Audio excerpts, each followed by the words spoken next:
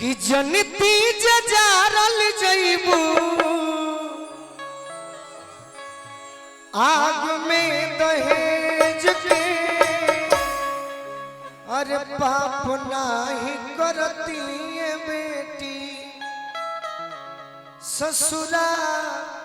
में भेज के पाप नाही करती हो बेटी। एक दिन घर में करीब 10 गो गेस्ट आवत रे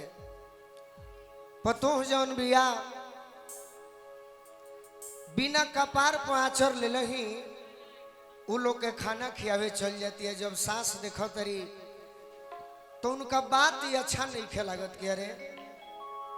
तू हमारा घर के इज्जत हो के ना तहरा कपार पर आचर बा तहरा के केहू देख ली तो हमारा बड़ा दिल पर चोट पहुंची। बाकी सास के पतोहिया जवाब दे के कहती है ई गीत हम माता बहन लोग खाती गावतनी कहतिया कि सब केहू देखले बा अरे अजोरा में निहार के का हम चलिए सासू आचर संभार के का हम चलिए सासू आचर संभार के का हम चलिए सासू सब केहू देखले बा सब केहू देखले बा अंजोरा में निहार के का हम चलिए सासू का हम चलिए सासू आचर संभार के का हम चलिए सासू आचर संभार के। जब केहू आर्मी के जवान बा तो बाप कहत रहे कि हमार लड़का नया आर्मी के जवान भइल बा राउरी बेटी ही अनु तो हम कम से कम 20 लाख एगो बुलेट ले कसहू बाबूजी खेत बेचता रे कर्जा गाड़ के लड़की के बियाह तो कह देता रह। बाकी वह लड़की जब ससुरा जाती या पति देव कहत रहे कि सुनो तनी कपार में दर्द बच्चाएं बनावो तो लड़की गलती नहीं खे कहले गीत गा के कहले बिया रोटी भात पकाई बनाही मांजब बरतना रोटी भात पकाई नहीं मांजब बरतना। याद करिए उस दिन आप मेरे पति देव हैं लेकिन मेरे पिताजी आपसे शादी करने के लिए केहू से कर्जा ले ले बड़े 5 बीघा खेत भी बेचल है आज तो चाय मांगता रहो तो हमारो बात सुनो कि रोटी भात पकाई नहीं मांजब बरतना काहे से की दहेज देके किनल बनी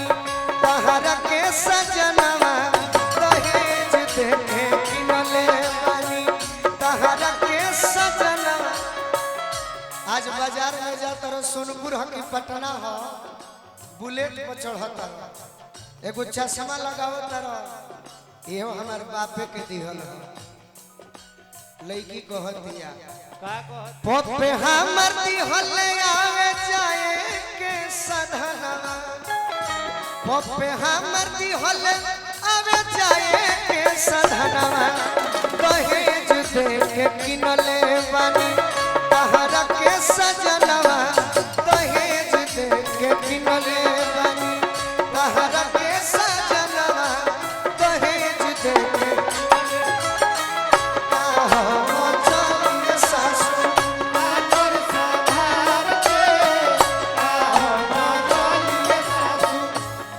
सास पूछत रही कि अच्छा इधर आओ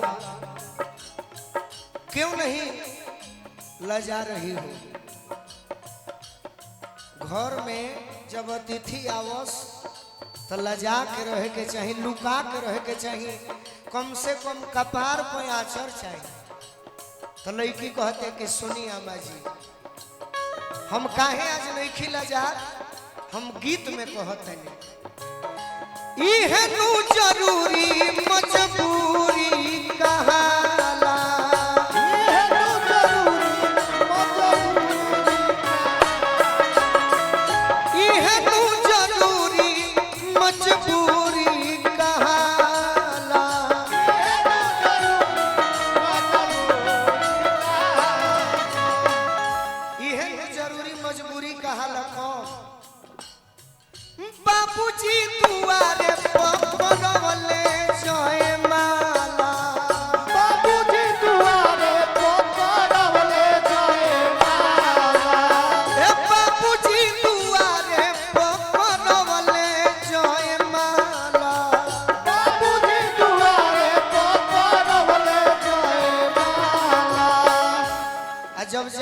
हुई तो रउरा विचार करी कोई जा खाली दुल्हा दुल्हन थोड़े रहेले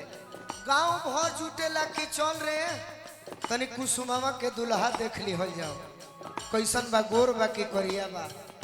वही में कहे कि ना भाई जोड़ी तो राम लक्ष्मण असबा केहू कहे कि बा लड़की तनी लाम मिल गई भी छेदिए छोट बा आ जब जयमाल होला कुसुम जी तो ढेर लड़की के बाबू तो दुख में रहेले बाकी सबसे बेसी खुश के रहेला जितना दुल्हा के दोस्त बड़े सो जैसे ही दुल्हा दुल्हन के माला डाली नु तो बुझा ले कि अब दोस्तन के कितना खुशी बा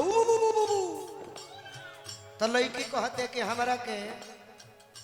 रउरा लड़का के दोस्त भी देखले बड़े